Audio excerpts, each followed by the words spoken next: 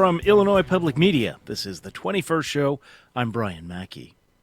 The west central Illinois community of Beardstown in Cass County is home to about 6,000 people. It's got multiple major businesses: Dot Foods, North America's largest food industry redistributor, and JBS, the world's largest meat processing company. Over the years, several hundred immigrants have come to work for those companies in Beardstown, and, to be clear, with legal permission.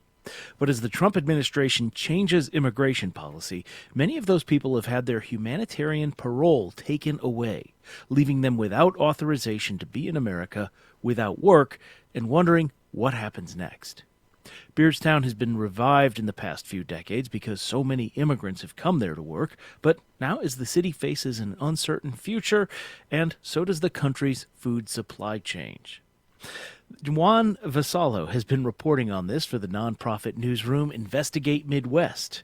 His article came out earlier this month. It's called "Immigrants Helped Save This Illinois Meatpacking Town. Trump Cut Hundreds from Its Workforce." Juan joins me now to talk more about his reporting. Juan Vasallo, welcome to the 21st show. Hi, Brian. Thank you for having me. And listeners, will be talking with Juan for about the next 15 minutes. We want to know what role immigrants play in your local economy. And what do you think of the changes to immigration policy under the second Trump administration? And what do you think those changes will mean for the broader economy? 800-222-9455 is the number. All right, Juan, it's really in the past few decades that Beardstown got to be more of a hub for immigrant workers. How did that happen? Yeah, so I don't know how far back you want me to go, but as I mentioned in my story, Beerstown agricultural history has been shaped by immigration for nearly 2 centuries. So the first immigrants were Dutch immigrants who settled in Native American land in the early 19th century. They brought their knowledge and skills to draining the marshlands. And then came a variety of other European settlers like British and German. By the 1830s, Beerstown had become a key river port, and one of its main industries was pork. So at one point, Beerstown slaughtered more hogs than Chicago, and it earned the nickname Porkopolis. That's how big the pork industry was already. And so then Beerstown has somewhat of a consistent industrial rise that continued into the mid 20th century. And it was then that in 1967, Oscar Mayer opened a large meatpacking plant, employing over 800 workers, most of them white men from the area.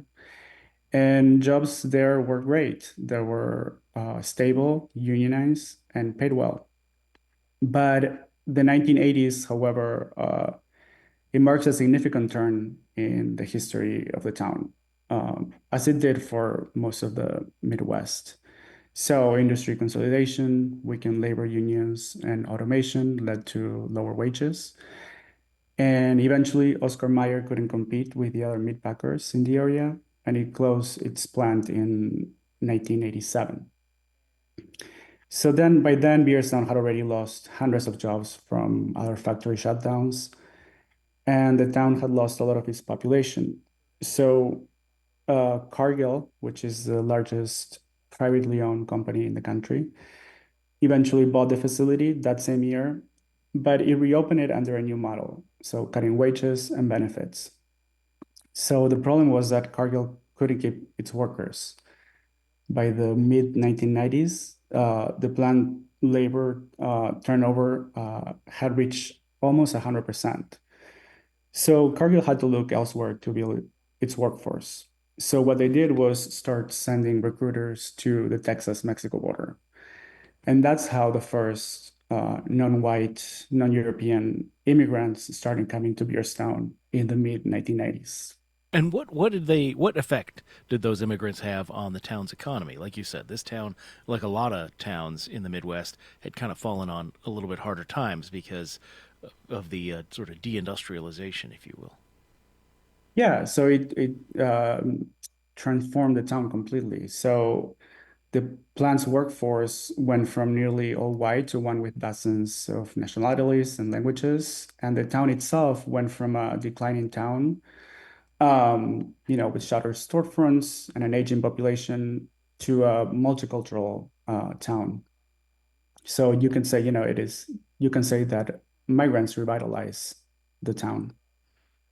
What are some of the challenges that people faced in their home countries that led them to leave there to come and choose to do this work? It is still pretty difficult work in Beardstown, as you say, for lower pay than people would have gotten a couple of generations Mhm. ago. Yeah, so the migrants that I interviewed when I was in Beardstown, a lot of them were from Cuba, Haiti. Uh, these are places that have gone through big humanitarian crisis in recent years. Haiti, in particular, there is a lot of gang violence. Gangs have overtaken the country, and so a lot of these people are fleeing persecution at home. And a lot, of course, like most migrants are coming here looking for a better life, um, looking for the American dream and more opportunities. And Beardstown, for a lot of them, was that. So another factor is that they were aware, a lot of migrants are aware of the hostility that immigrants are facing in the country right now. So they wanted to make sure that they came here legally, and they did. But now Trump ended a lot of those programs that allow them to come here legally. Yeah, and maybe talk about that. How, because I think that there is a sort of people might assume sometimes that you see workers in a town doing jobs like this that they don't have legal status, but these workers did. What were the policies that allowed that? Yeah, so the focus of my story was the humanitarian parole programs. So parole is a legal tool that allows individuals to enter the US temporarily for urgent humanitarian reasons. So what I was just talking about, that's going on in Cuba and Haiti.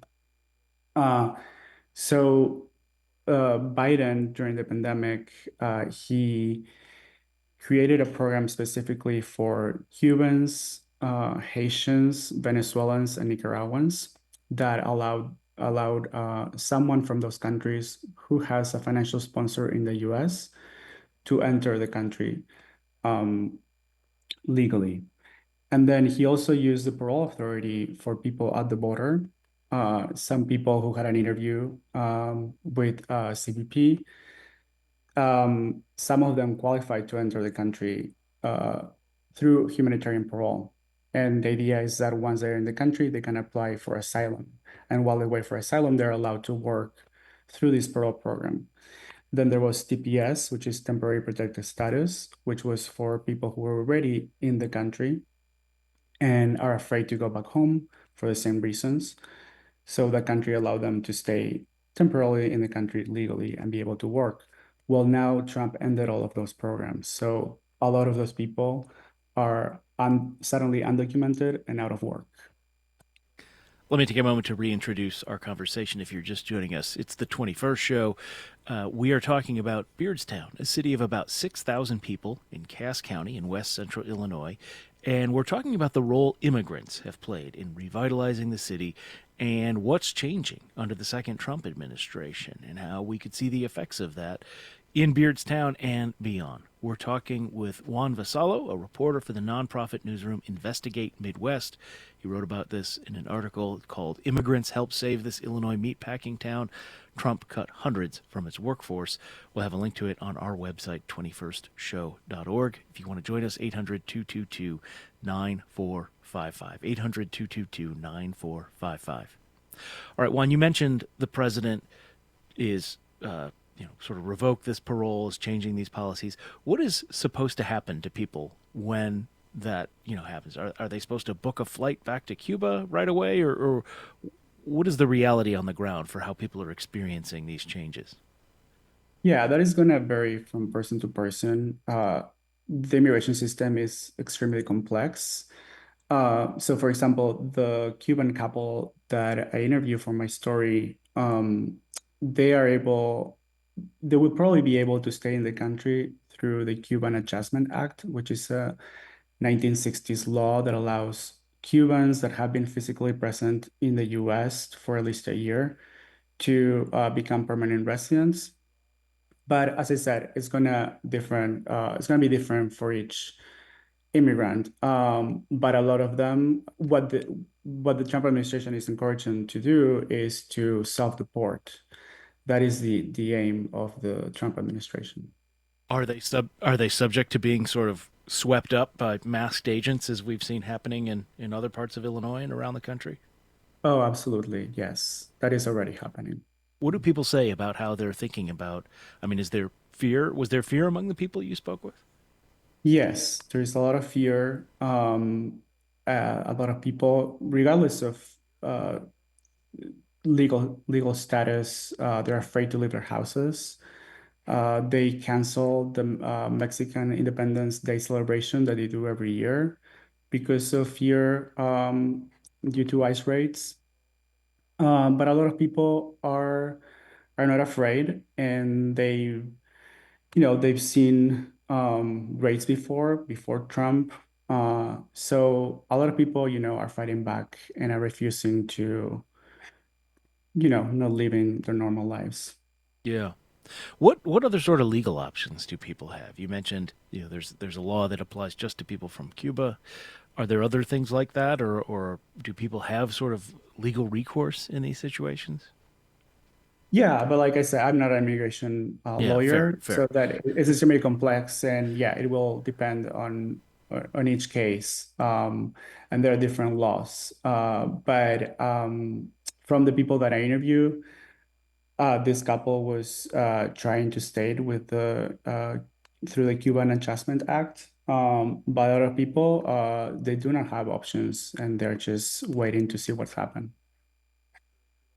I wonder how much Trump's immigration policies are having or not having their intended effect from what you saw happening in Beardstown.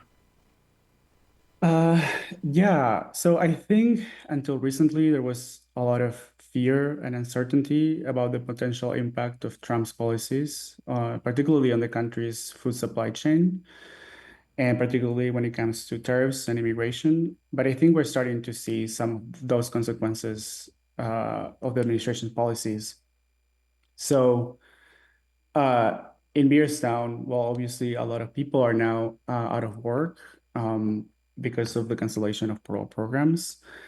But from the employer perspective, a lot of larger food companies like meat packers, we're seeing that these corporations and trade groups are pushing for an expansion of H-2A and H-2B visas, which are visa programs meant to fill temporary jobs when there aren't enough American workers, which is a little bit ironic because that goes against this administration's America First agenda. So the H-2A program has a well-documented history of wage theft, abuse, and poor living conditions. And, that will bring foreign workers instead of seeing better jobs for domestic workers. What effects could this potentially have beyond? I mean, as we look at the food supply chain, right? Could consumers see the effects of these policies in the months and years to come? Yeah. So there is this, excuse me, there's a bipartisan immigration advocacy group called Forward US, and they are predicting that the cancellation of parole programs, along with other immigration policies, are expected to increase food and beverages prices by 14% between 2024 and 2028. So that's a steep increase on top of existing inflation. And and then, for farmers, for example, we're seeing the impacts of tariffs already. Uh, China stopped buying soybeans from the US, and a lot of farmers are having to put those crops in storage. And according to some trade groups, the situation is so concerning that they're warning of a looming financial crisis. Yeah, I would encourage our listeners, if you want to learn more about that. We talked about that just yesterday on the program, the issues plaguing farmers this year. Just a couple of minutes left. I don't know if this came up in your reporting, but one thing I look at, I looked up the Cass County election results from last year. President Trump got almost 71% of the vote. Vice President Harris got a little over 27%. so 71 to 27, roughly.